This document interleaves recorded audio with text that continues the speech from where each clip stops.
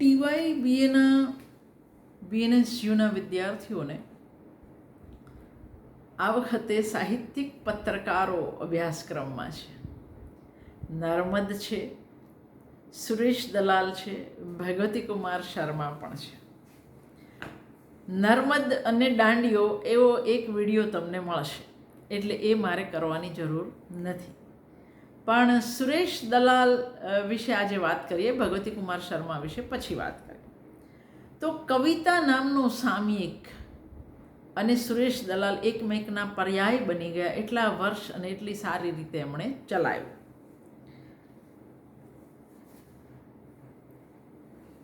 ગુજરાતી સામયિકની અંદર કવિતા માટેના સામયિકોમાં કવિલોક અને કવિતા સુરેશ દલાલ.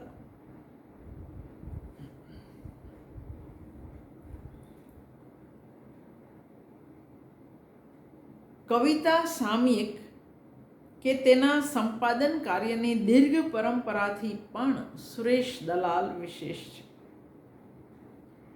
સામયિકમાં વ્યક્ત થતો સંપાદક કે સર્જક એ તો હિમશિલાની ટોચ છે.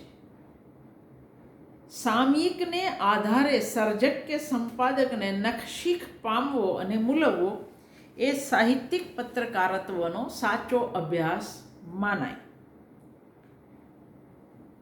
સુરેશ દલાલની ઉદ્દંડ અને પ્રયોગખોર પ્રકૃતિ કે શૈલીનો લહાવો એમના સામયિક કવિતાના સંપાદનને પણ મળ્યો.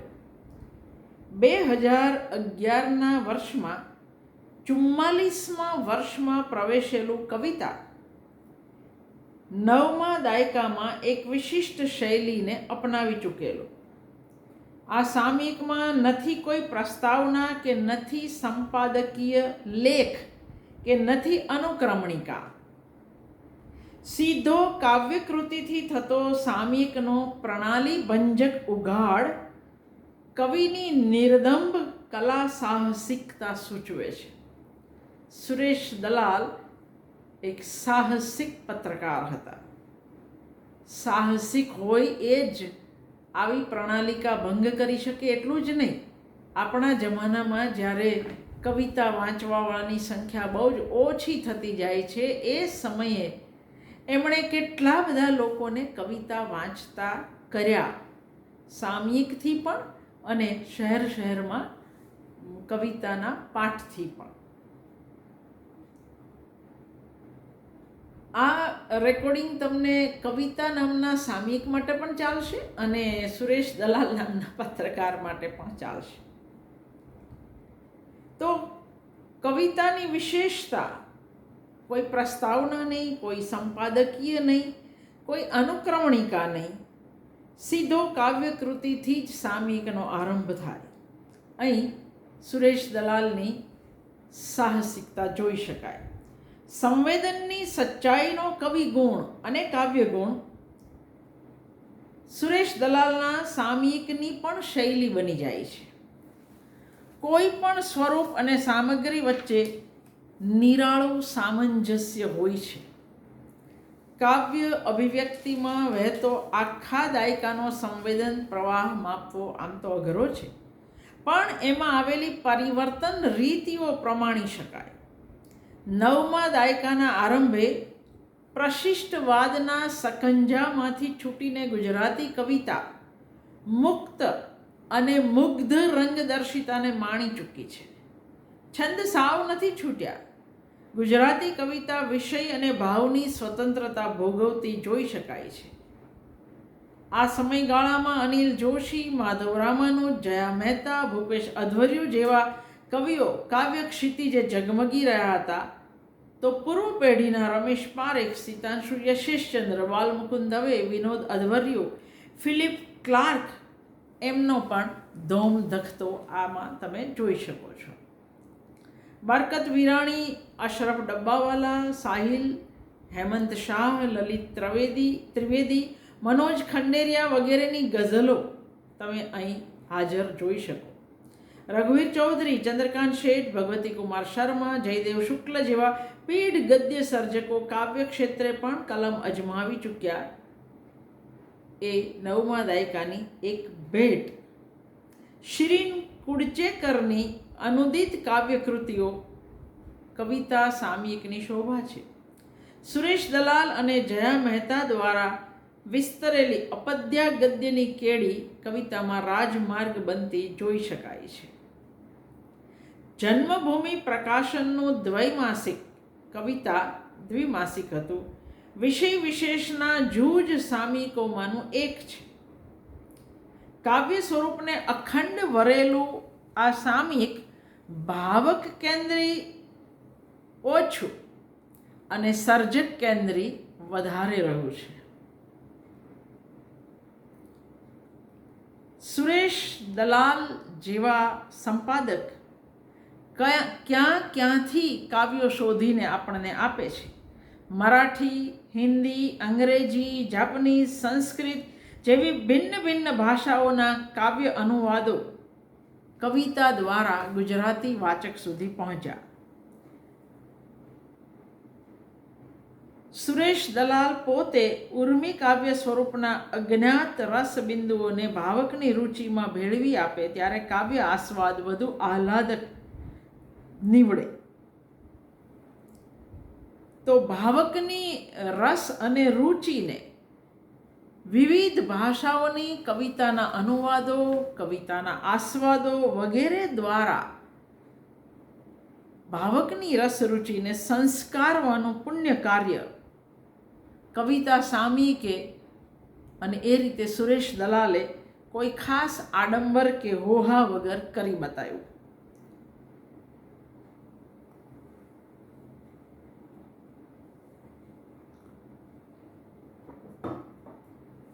કવિતાના 9મો દાયકો કાવ્ય પ્રયોગોમાં જ નહીં વિષયમાં પણ ઉદ્દંડતા દાખવે છે. છંદ સાથે છેડો ફાડીને પરંપરાગત વિષય સાથે વેર બાંધીને જ કવિતા સામયિક એસ્થેટિક એરોગન્સ કહો રસિક નફટાઈમાં રાચે છે. રમેશ પારેખનું શિકારીની બંદૂકમાં ઉગેલા ગીત શૃંગાર કાવ્યયુગમાં છે. એમણે પ્રતીકો અને કલ્પનાનો સુરુચિકર વિનિયોગ કરી ગુજરાતી કવિતાને અભિવ્યક્તિના એક નવા શિખરે પહોંચાડી.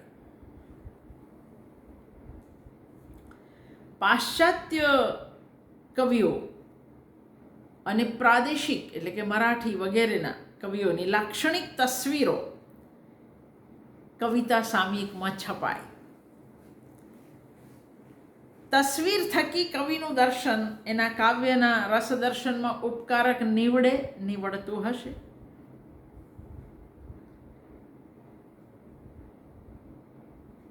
વિંદા કરંદીકરની કવિતાઓ અહીં એટલી સંખ્યામાં કુસુમાગ્રજની એટલી સંખ્યામાં છપાઈ કે વિંદા કરંદીકર અમે ભણતા જ્યારે અમને જેમ ખાંડેકર નાનપણમાં પોતાના લાગતા એમ વિંદા કરંદીકર પોતાના લાગતા એનો શ્રેય સુરેશ દલાલ નામના સાહિત્યિક પત્રકારને આપવું પડે. કવિતા સામયિકમાં સ્વાંતઃ સુખાય અને નિજાનંદની પરંપરા છેક 9મા દાયકા સુધી ચાલી છે. મરાઠી દલિત સાહિત્યના છાંટા ગુજરાતી ગદ્ય ઉપરાંત પદ્ય પર પણ પડ્યા. કળા ખાતર કળાની ભીતરમાંથી ફૂટતી આત્મકેન્દ્રિતાની કવિતામાં તમને થોડોક અભાવ દેખાશે. શરમાવે સળગાવે એવી કવિતાનો આરંભ સ્વરૂપ ધ્રુવની કવિતાઓથી થયો. સ્વરૂપ ધ્રુવના કાવ્યની સુષ્ઠી મીઠી અને સુવાળી બીબાઢાળ લાગણીઓથી નોખી ચાબખા ફટકારતી આગ વિંજતી વાણી સુરેશ દલાલે છાપી. સ્વરૂપ ધ્રુવની કવિતામાં પ્રણયનો ગળચટ્ટો સ્વાદ નથી, બલકે પરિવર્તન વાંછતી સળગતી હવાઓ છે. કાવ્યના વનરાજ કહી શકાય એવા સુરેશ દલાલની સિંહ નજરે એ ન ઝડપાય તો જ નવાય. સ્વરૂપ ધ્રુવના કાવ્યોમાં કલમો નથી, તલવારો અને ખંજરો છે. સ્વરૂપના કાવ્યોમાં શાહી નથી, લોહી છે. એના કાવ્યોમાં રેશમની દોરે ઝૂલતો હિંડોળો નથી, યુદ્ધ મેદાનમાં ફૂંકાતા રણશિંગા છે.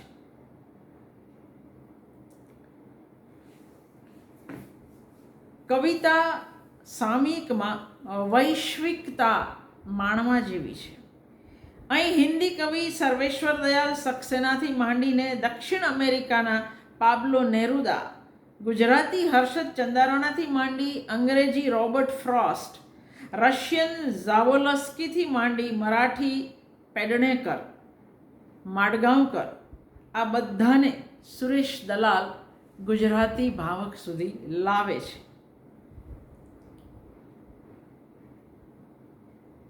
કવિતા કેવી રીતે સ્થળ કાળને ઓળંગી અને સમગ્ર વિશ્વમાં વ્યાપી વળે એ કવિતા સામયિક વડે સુરેશ દલાલે આપણને બતાવ્યું. એકલા મરાઠી કવિઓનો એક દળદાર વિશેષાંક જૂન 1983માં કવિતા આપે છે. કવિતા સામયિકને અને સુરેશ દલાલને બેઉને દેશકાળના બંધનો કવિતાને ન હોય એ સામયિક દ્વારા સુરેશ દલાલ સતત આપણને યાદ કરાવે છે.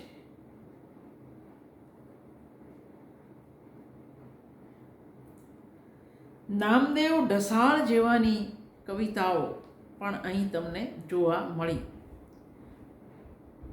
રેગે, શિંદે, ખાનોલકર, આનંદ ગાંવકર, બાંદેકર, કોલારકર, નાયગાંવકર, મહારાષ્ટ્રના ખૂણે ખૂણેથી કવિ પ્રતિભાઓને સુરેશ દલાલ શોધે છે અને કવિતા સામયિકમાં એક પંગતે બેસાડે છે. સામયિકના સંપાદકની તજજ્ઞતા સાહિત્યિક પત્રકારત્વની તાકાત છે. પ્રતિભાવંત સંપાદકીય સૂઝ હોય તો સામયિક કેવું ખીલી ઉઠે એ તમે અહીં જોઈ શકો. જે રીતે પરબ અને ભોળાભાઈ, સંસ્કૃતિ અને ઉમાશંકરભાઈ, કુમાર અને બચુભાઈ રાવત એકબીજા સાથે અવિના ભાવે જોડાયેલા છે, એ જ રીતે કવિતા સામયિક અને સુરેશ દલાલ એ એકબીજાના પર્યાય છે. કવિતા સામયિકમાં જે અનુભવાય છે એ એના સંપાદક સુરેશ દલાલની કાવ્ય સમાધિનો પ્રતાપ છે. સંપાદકની વિરાટ નજરમાં સમાય એટલું વિશ્વ કાગળ પર અવતરે છે. સુરેશ દલાલનું કવિતા સામયિક કાવ્યરૂપી પ્રસાદી છે. કવિતા સામયિક માટે જ લખાયેલ પહેલવારના કાવ્યો એમાં છે, તો સંકલનના ઉદ્દેશથી પ્રસિદ્ધ થયેલા જૂના કાવ્યો પણ છે. સંપાદકને તો અભિપ્રેત છે ભાવકની કાવ્ય દીક્ષા, ભાવકના કાવ્ય સંસ્કાર અને ભાવકની રસ રુચિનું સંમાર્જન, જે સુરેશ દલાલે ભરપૂર કર્યું. કવિતા સામયિક ગુજરાતી કવિતાના વિકાસના વિવિધ તબક્કાઓનું સાક્ષી બન્યું છે.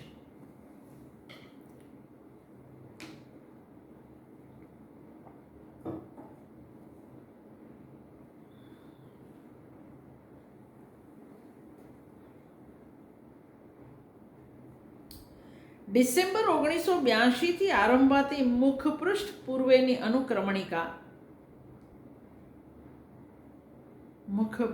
પૂર્વેની અનુક્રમણિકા પ્રણાલી ભંજક સુરેશ દલાલની સર્જનશીલ ઉદ્દંડતા સૂચવે છે. 1966માં કવિતાનો આરંભ થાય.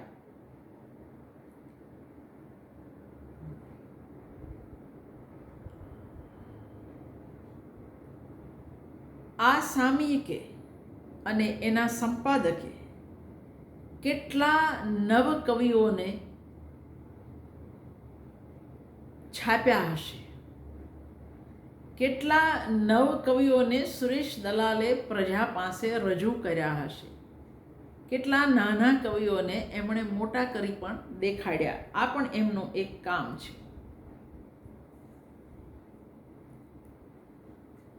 તત્વજ્ઞાન, જીવન રહસ્ય અને ઊંડા અધ્યાત્મ ચિંતનની કોટીએ પહોંચતી કવિતા કામાવેગની કવિતા જેવી લાગે છે. સામયિક અહીં સાચા અર્થમાં સંસ્કાર વાહક અને એના સંપાદક અંતર્યામી કેળવણીકાર સિદ્ધ થાય છે.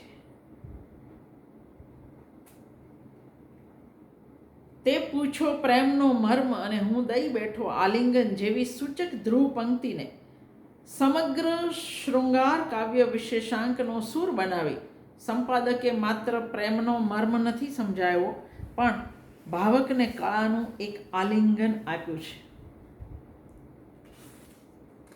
159 પાનાનો શૃંગાર કાવ્ય વિશેષાંકમાં જાપાનના કવિઓથી માંડી અંગ્રેજી જ્હોન ડન, ગુજરાતી કરસનદાસ લુહારથી માંડી અસમિયા નીલમણિ ફુકનના પ્રણય શૃંગાર કાવ્યો સંપાદક ગુજરાતી ભાવક માટે લઈ આવ્યા છે.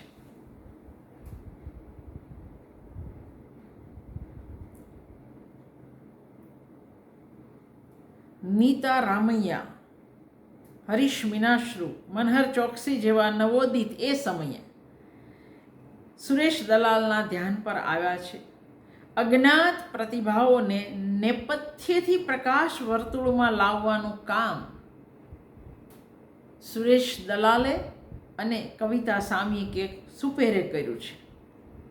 અડખે પડખે તમને ઉભેલા અજ્ઞેય ઉમાશંકર અને એલિયટની એક તસવીર, જાણે કે વિશ્વ કાવ્યનું મિલન ન થતું હોય. કવિતાને સરહદો નથી હોતી, દેશકાળ નથી હોતા, એ આપણને આ સામયિક દેખાડે છે. કવિઓના હસ્તાક્ષરો, કવિઓની છબીઓ એ કવિતા સામયિકની વિશેષતા છે. કાંત કલાપી, નરસિંહરાવ દિવેટિયા, બક ઠાકોર, નાનાલાલ, રાવી પાઠક, વેણીભાઈ પુરોહિત, હરિશ્ચંદ્ર ભટ્ટ વગેરેના હસ્તાક્ષરો જોવાનું સદભાગ્ય જોવું હોય તો કવિતાના જૂના અંકો જોવા.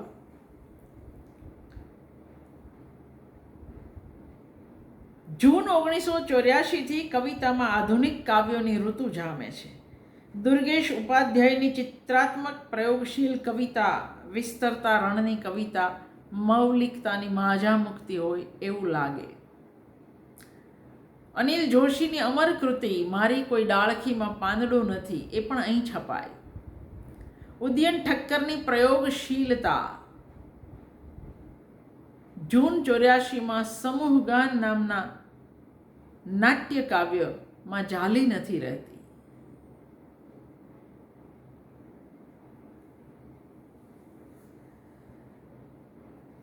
ભિન્ન ભિન્ન કાવ્ય પ્રવાહોને સામયિકો એક સામટા સૌ પ્રથમવાર ઝીલે. આધુનિક કવિતામાં નગર કવિતાનો સિલસિલો 9મા દાયકાની મધ્યમાં ચાલ્યો. કવિતા સામયિકમાં એનું યથાતથ પ્રતિબિંબ ઝીલાયો. દિલ્હી, કન્યાકુમારી, મુંબઈ અને ન્યુયોર્ક જેવા નગરો પરના કાવ્યોમાં વિષયનો ભૌગોલિક વ્યાપ જ નહીં, તલસ્પર્શી માવજત, નગર જીવનની લાક્ષણિકતા અને સાંસ્કૃતિક છિન્ન ભિન્નતા પણ એમાં પડઘાય. નગર છે પણ નાગરિક ક્યાં? એ ધ્રુવ પંક્તિથી ઓળખાયેલા 142 પાનાના ઓક્ટોબર 1984ના વિષય વિશેષાંકમાં નગર સંસ્કૃતિનો તમે એવું કહો કે એમઆરઆઈ, એક્સરે નહીં પણ એમઆરઆઈ રજૂ થયો.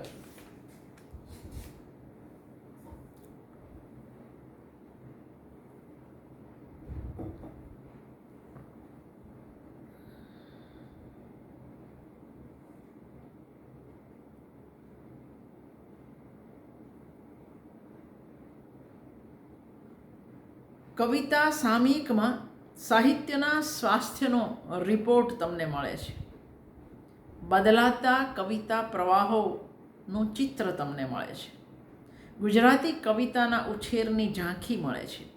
ઉછરતી પ્રતિભાઓને કવિતા સામયિકમાં પણ અને જાહેરમાં પણ મંચ પૂરો પાડવામાં સુરેશ દલાલનો બહુ જ મોટો રોલ છે. ગુજરાતી કવિતાનું કોઈ પણ અધ્યયન કવિતા સામયિક વગર અધૂરું ગણાય. વાસ્તવવાદનો વિચાર પણ કવિતા સામયિકમાં ગાંભીર્યપૂર્વક થયો છે. ગાંધી પ્રભાવ હેઠળ પ્રગટેલું વાસ્તવવાદી સાહિત્ય 9મા દાયકા સુધીમાં પ્રખર દલિત સાહિત્ય બની ચૂક્યું છે. દલિત સાહિત્યની વિચારધારામાં વાસ્તવવાદી વિચારધારાનો સૂર આક્રમક અને લડાયક સ્વરૂપે વિકસ્યો છે. અહિંસાના પ્રણેતા ગાંધીની વાસ્તવવાદી વિચારધારા પછી સામ્યવાદની વર્ગ વિગ્રહની અસર હેઠળ હિંસા અકલ્પ રહેતી નથી. દલિત સાહિત્ય વાસ્તવના વરવા જ નહીં, કડવા, કાચા અને સાચા સંવેદનો આલેખે છે. હિંસાત્મક અને વિદ્રોહના ભાવ નિરૂપે છે. ગણપતલાલ ઝવેરી અનુદિત રોટલોમાં વાસ્તવવાદ છે, પણ એ રોટલાની ભૂખ માટે જવાબદાર પરિબળો પર ત્રાટકતી આક્રમકતા સામયિકમાં દેખાતી નથી. કવિતા કાનની કળા, કવિતા સમયનું સ્વરૂપ, કવિતા કાળનું શિલ્પ. કાવ્ય એ કાળનું કળામય રૂપ હોય તો કવિતામાં દલિત કવિતાનો દુષ્કાળ શા માટે, એવો કોઈને પ્રશ્ન થઈ શકે.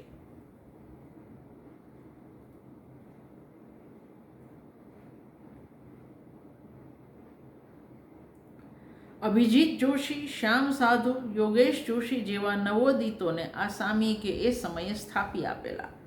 વિશ્વ આખાના કવિઓ કવિતાના પાને ચમકે તોય ટાગોરના કાવ્ય વગર તે અધૂરું. ટાગોરની ઓછી જાણીતી રચના કાવ્યનો પથ અને સુરેશ દલાલે આપેલો આસ્વાદ એક નવી તાજગી સાથે આવે છે. રઈશ મણિયાર, બરકત વિરાણી જેવા ગઝલકારોને પણ આ સામયિકે સર્જન મંચ પૂરો પાડ્યો છે.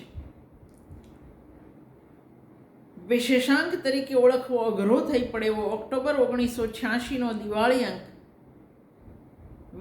વિશેષાંક તરીકે જાહેર થઈ ચૂક્યો હોવાથી 56 ભોગ થાળ જેવો લાગે છે.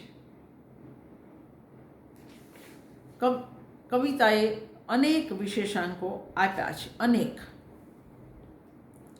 કવિતા સામયિકે ગુજરાતી સાહિત્યના અનુવાદ પિંડને પુષ્ટ કરવામાં અને અનુવાદ વ્યાપારને સમૃદ્ધ કરવામાં જે યોગદાન આપ્યું છે એ સ્વીકારવું જ પડે. ભારતીય ભાષાઓમાં અરસપરસ તેમજ પરભારતીય ભાષાઓમાંથી ગુજરાતીમાં પ્રશિષ્ટ કૃતિઓને અનુદિત કરવામાં ઘડાયેલી અનુવાદ પ્રક્રિયા, તેની ગતિવિધિઓ, સંકુલતાઓ, સૂક્ષ્મતાઓથી જગતનું અનુવાદ વિજ્ઞાન પણ સમૃદ્ધ બન્યું. જાપાનીઝમાંથી ગુજરાતીમાં, ગુજરાતીમાંથી સંસ્કૃતમાં, અંગ્રેજીમાંથી ગુજરાતીમાં, અહીં સતત તમને દુનિયાભરના કવિઓ, ભારતીય કવિઓની હાજરી તમે જોઈ શકો છો. સતત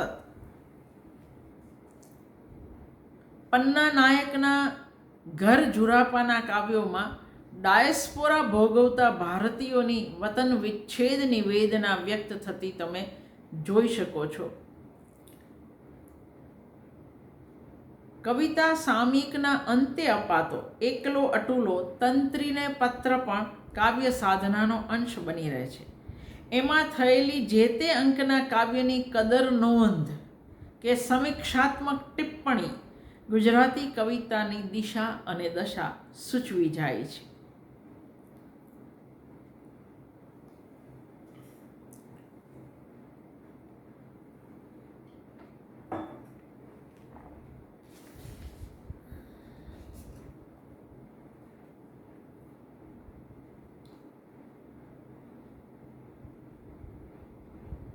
સામયિક સર્જકનું વિચારવાહક કે સંદેશાવાહક નથી, સંસ્કારવાહક પણ છે.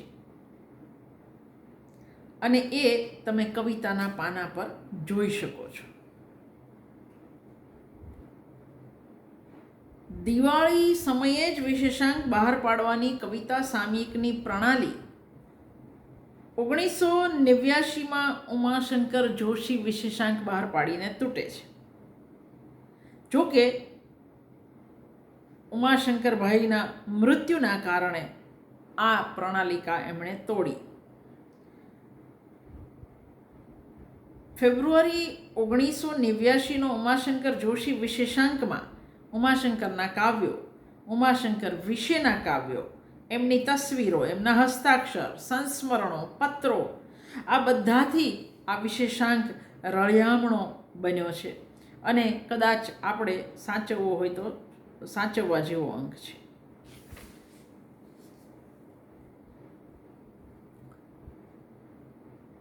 કવિતા સામયિક કાવ્ય વિશ્વના આકાશને અને કાવ્ય સાગરના પાતાળને આંબવા મથ્યું છે. કવિતાના કાવ્યોમાં માત્ર માન્ય ભાષા જ નહીં, માતૃભાષાની ખોજ છે. કેવળ કાવ્ય દેહને નથી સ્પર્શ્યો, કાવ્યના આત્માને ઢંઢોળ્યો છે. સામયિક ગુજરાતી કવિતાના રૂએ રૂએ ફરી વળ્યું છે. ઉમાશંકર જોશીના શબ્દોમાં કહીએ તો આત્માની માતૃભાષાનો એ હરતો ફરતો કોષ બની ચૂક્યો છે. કવિતા સામયિકે કેટલા કવિઓને કાવ્યનો મંચ આપ્યો.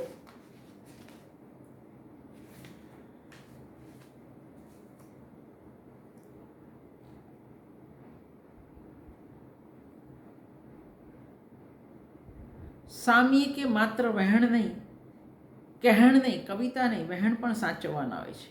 કવિતા સામયિકમાં લગભગ તમામ વહેણ સચવાયા છે અને એવું કહી શકીએ કે કવિતા સામયિક દ્વારા સુરેશ દલાલ નામના સાહિત્યિક પત્રકારે એક યાદગાર સામયિકને સાચવ્યું, આટલા વર્ષો સુધી આપણા સુધી કવિતાઓ પહોંચાડી, પણ એ ક્યારેય માત્ર ગુજરાતી કવિતામાં બંધાઈ ના રહ્યા, ક્યારેય સામયિકના એક બદ્ધ રૂપમાં બંધાઈ ના રહ્યા. એ રીતે આ સામયિકનું ઘણું મહત્ત્વ છે.